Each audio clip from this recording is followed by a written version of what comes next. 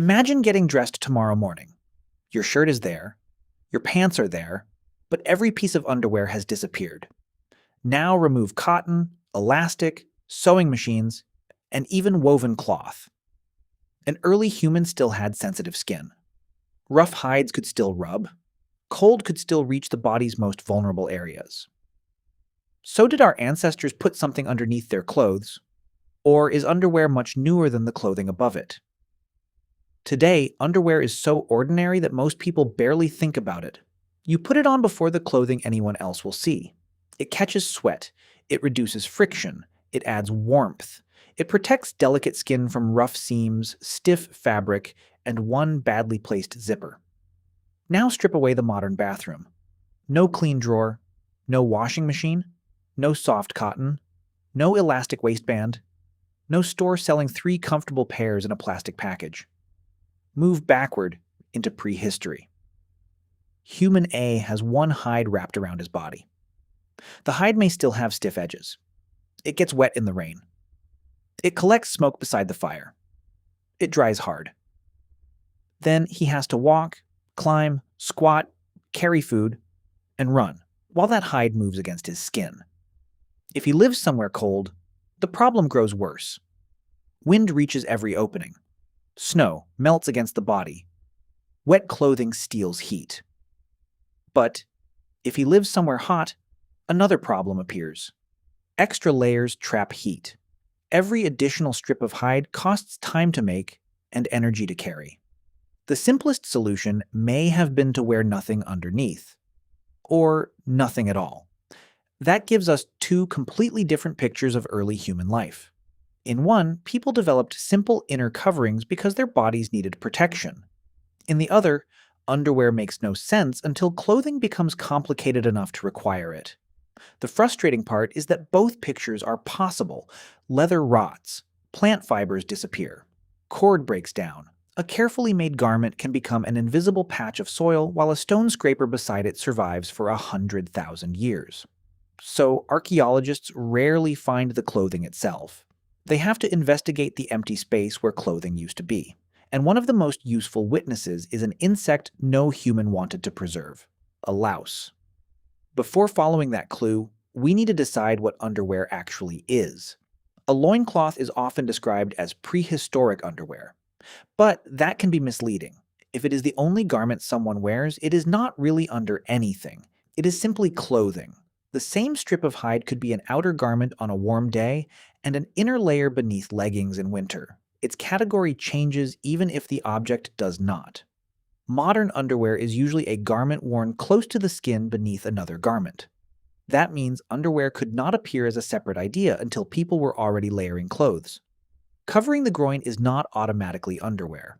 Privacy is not automatically underwear either, and modesty cannot explain the whole story because human ideas about which body parts must be hidden have never been identical everywhere. The physical problem is more useful. Skin folds move, legs rub together, sweat changes friction. Rough material can scrape the same spot thousands of times during a long walk.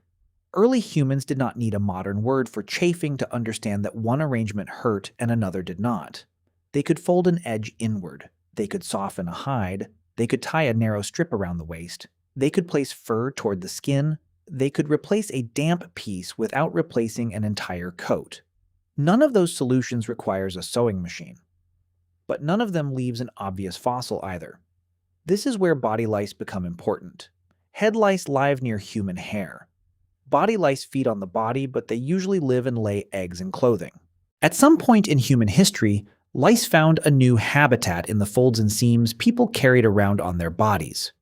Researchers have compared the genetics of head lice and clothing lice to estimate when that separation happened. One influential analysis placed it at least around 83,000 years ago, and possibly as early as 170,000 years ago. That does not give us the birthday of clothing. Genetic clocks produce ranges, not receipts. And lice could only thrive after clothing was worn often enough to become a dependable home. Still, the clue is remarkable. The oldest surviving evidence of a daily garment may not be the garment. It may be the parasite that moved into it. But the lice cannot tell us what that clothing looked like. They cannot distinguish a cape from a tunic. They cannot tell us whether human A wore a loincloth beneath it. They only suggest that some humans were wearing clothing habitually, long before the oldest complete outfits we have found. Another clue comes from a cave on the Atlantic coast of Morocco. In deposits roughly 120,000 to 90,000 years old, researchers identified shaped bone tools likely used to work leather and fur. Some animal bones from the site also carry marks consistent with removing skins for fur. The important object is not a preserved jacket.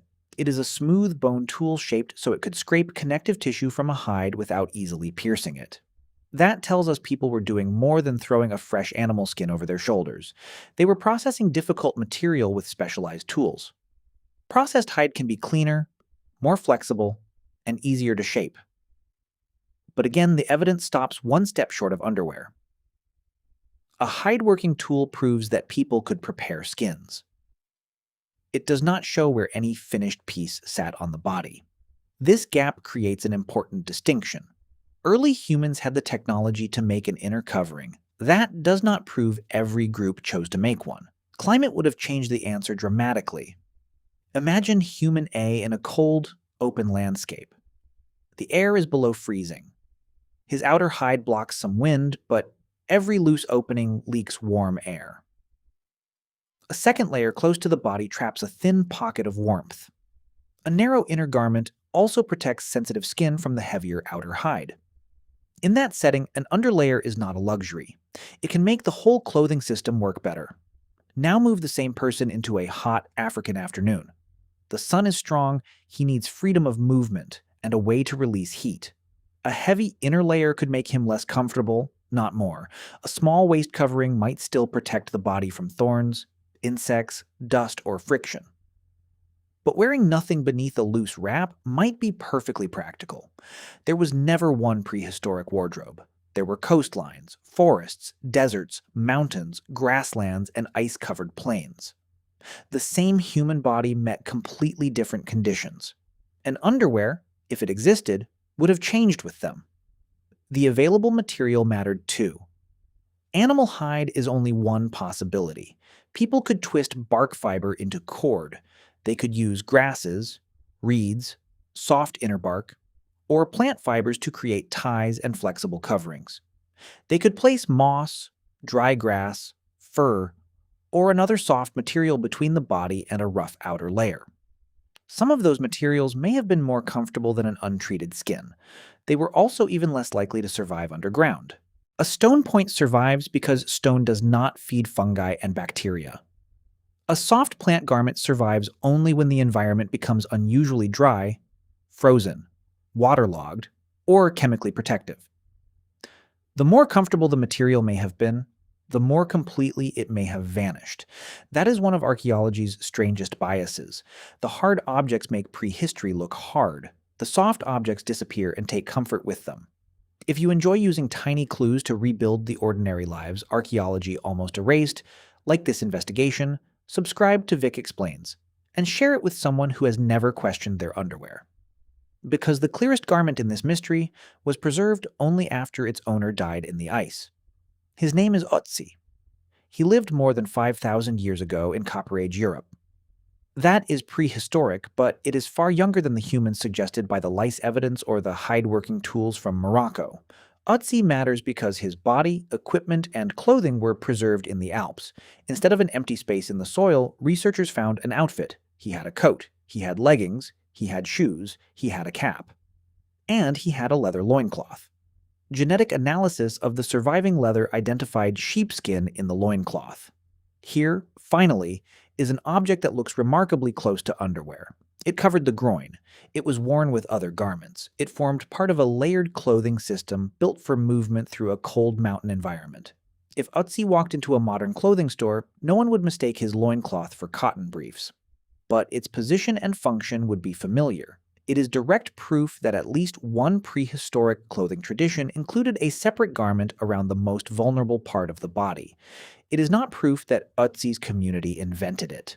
It is not proof that his ancestors wore the same thing for 100,000 years, and it certainly is not proof that every early human group had underwear. Ötzi is a preserved moment, not the beginning of the story. His clothing also reveals something easy to overlook. An outfit is a system. The cap protects the head. The shoes protect the feet. The leggings protect the legs. The coat protects the upper body. The loincloth fills the gap between them. As clothing became more fitted and specialized, a separate inner covering became more useful. This may be the real origin of underwear, not one sudden invention, but the moment layered clothing created a missing piece. Underwear could also solve a cleaning problem. An entire hide coat is difficult to wash and slow to dry. A smaller inner piece can be removed, rinsed, dried, or replaced more easily. It can absorb sweat and body oils before they reach the larger garment. That protects an expensive piece of clothing that may have taken hours or days to prepare. For a mobile group, that difference matters. Replacing one small strip is cheaper than replacing an entire skin. But we should be careful not to turn a reasonable possibility into a documented fact. No preserved instruction says, wash this loincloth every morning. Researchers can study wear, material, construction, and position. Daily cleaning habits are much harder to recover. The same caution applies to menstruation. Early human women obviously experienced it. They may have used absorbent plant material, fur, leather, or washable fiber held close to the body. Such a removable arrangement would overlap with what we now call underwear. But soft absorbent materials are exactly the things archaeology loses most easily. The need was real. The specific solutions remain largely invisible. Protection during movement gives us firmer physical logic. Picture a hunter running through tall grass. The outer garment catches on plants, dust enters from below, the legs move again and again. A close inner layer can stabilize loose parts of the body, reduce rubbing, and provide another barrier against scratches or insects. The advantage does not need to be dramatic. Avoiding one painful patch of broken skin can be enough to make a garment worth repeating. That is how many everyday technologies spread. Someone tries a fold, tie, pad, or strip. It feels better. Another person copies it. A child grows up treating it as normal. Soon nobody remembers the first person who tried it. This is also why asking who invented underwear may be the wrong question. There may never have been one inventor. Different groups could reach similar solutions independently. A waistcord is simple. A folded skin is simple. A strip passed between the legs is simple. The finished forms could look similar even when the traditions were unrelated. And the meaning could differ. One group might use a covering for warmth, another might use it during travel, another might wear it for decoration, adulthood, group identity, or privacy. Another might see no reason to wear it at all. That last possibility matters. Modern viewers can easily assume that covering certain body parts is an automatic human instinct. It is not that simple. Humans learn what is private from other humans. Different societies have covered different parts of the body for different reasons, with different levels of concern. Practical protection and social modesty can overlap, but they are not the same thing. An early loincloth may have begun as protection and later gained social meaning, or social meaning may have encouraged people to keep wearing a garment after the practical need changed. Once a habit becomes normal, removing it can feel stranger than inventing it did. There is another clue in the development of tailoring. A loose hide can cover the body with almost no stitching. Fitted clothing requires planning. Pieces must be cut, holes must be pierced, edges must be joined with sinew or cord. Later prehistoric awls and needles show that people became capable of making clothing that followed the shape of the body much more closely. As outer clothes developed seams, ties, and tighter openings, the value of a soft inner barrier probably increased. The irony is that better outer clothing may have created a greater need for underwear. A rough cape leaves the lower body open. A fitted pair of leggings can rub every step.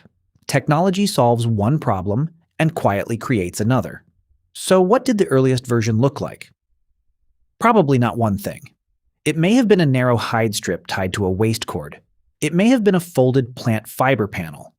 It may have been fur positioned inward beneath a heavier wrap. It may have been a removable pad used only during certain activities or seasons. And for many people, the answer may have been nothing underneath. That is not evidence of carelessness. It may have been the best response to heat, limited material, and clothing that did not rub in the first place. The answer changes depending on what we mean by early humans. That phrase covers an enormous span of time. It includes populations living in Africa long before habitual clothing became common. It includes humans entering cold Eurasian environments. It includes Ice Age hunters with complex hide-working skills. And it includes much later prehistoric farmers like Ötzi's community. One answer cannot cover all of them. The most responsible conclusion is narrower. We have strong indirect evidence that some Homo sapiens wore clothing habitually tens of thousands of years ago, possibly much earlier than the oldest surviving garments. We have archaeological evidence that people were working hides and fur with specialized tools by roughly 120,000 to 90,000 years ago. We have direct evidence from later prehistory that a separate leather loincloth could be worn as part of a layered outfit. What we do not have is the first pair. We cannot identify the first person who placed one garment beneath another. We cannot say whether that person wanted warmth, comfort, protection, cleanliness, privacy, or some combination of them. And we cannot assume the practice was universal. Now return to tomorrow morning. Your shirt is still there, your pants are still there, but the missing underwear no longer looks like one simple modern product. It is the latest form of a much older collection of experiments. A folded skin, a soft lining, a waist cord, a removable layer, a solution copied because walking felt better, cold hurt less, or an expensive outer garment stayed cleaner. Early humans probably did wear things that sometimes functioned like underwear, but they did not all wear it, and they did not always separate underwear from clothing the way we do. The object came first. The modern category came much later. So, which reason do you think mattered first? Warmth, protection, cleanliness, or privacy? If a loincloth is the only garment on the body, does it still count as underwear? And how many other ordinary human inventions disappeared because the softest parts of prehistory were the first to rot away?